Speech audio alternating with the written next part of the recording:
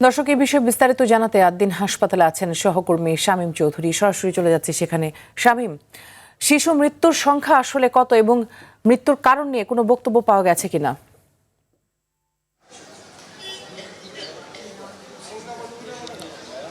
মৃত্যু কিছুক্ষণ আগে এখানে যে ৬ শিশুর মৃত্যু হয়েছে তাদের স্বজনদের কান্নায় আকাশ বাতাস ভারী হয়েছিল।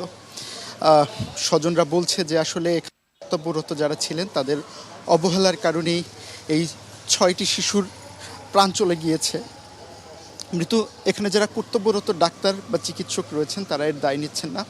যারা এখানে চিকিৎসক রয়েছেন তারা বলছেন যে এটা অবহেলা নয়, কিন্তু যারা এখানে ভুক্তভোগী রয়েছেন তারা বলেছেন যে শুধুমাত্র ৬টি শিশু নয়, গতকাল রাতে এখানে প্রায় ১২ থেকে ১৩টি শিশু রয়েছে যাদের প্রত্যেকের বয়স ২ থেকে ৩ দিন।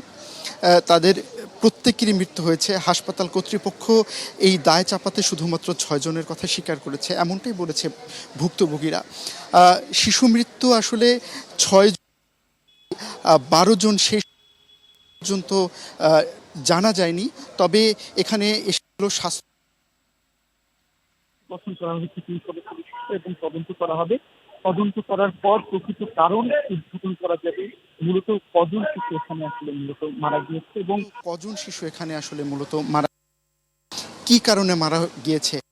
ঠিকভাবে এখানে যারা ভুক্তভোগী রয়েছেন তারা বলেছেন যে এসি থেকে নির্গত গ্যাসের কারণেই শিশুদের মৃত্যু হয়েছে, যেখানে পুরোপুরি গাফিলতি এবং অবহেলা ছিল হাসপাতাল কর্তৃপক্ষের।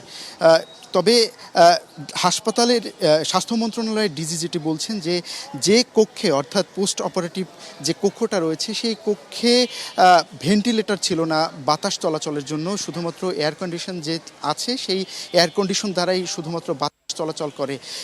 ১ ঘন্টায় এসি বন্ধ থাকার কারণে এই শিশু মৃত্যুর ঘটনা ঘটতে পারে, বা কারিগরি কোনো ত্রুটি রয়েছে কিনা এয়ার কন্ডিশনে সেটিও তদন্তে দেখা হবে এবং যাচাই করা হবে। যাচাই করার পর যখন সত্যতা যাচাই করা হবে, যদি এখানে হাসপাতাল কর্তৃপক্ষের কোনো গাফিলতি থাকে তাহলে জিরো টলারেন্স নীতি গ্রহণ ডিজি এমনটাই বলেছে। তবে এখানকার যারা কর্তৃপক্ষ রয়েছে, হাসপাতালের মহাপরিচালক, তিনি একটা কথাই বলেছেন যে হাসপাতালে এরকম বলছি যে তদন্ত হোক, তদন্তর পরে মূল ঘটনা কি বের হয় সেটি বের করার পরে আসলে জানানো যাবে। সেটি বের করার পরে আসলে জানানো যাবে যে শিশু মৃত্যুর মূল কারণ। ৬টি শিশু মৃত্যুর ঘটনার কথা বলেছে হাসপাতাল কর্তৃপক্ষ। এ পর্যন্ত আমরা জানতে শিশুদের এমন করুণ মৃত্যু আসলে কারোই কাম্য নয়। আমরা আশা করছি যথাযথ কর্তৃপক্ষ এ বিষয়ে ব্যবস্থা নেবেন। ধন্যবাদ আপনাকে।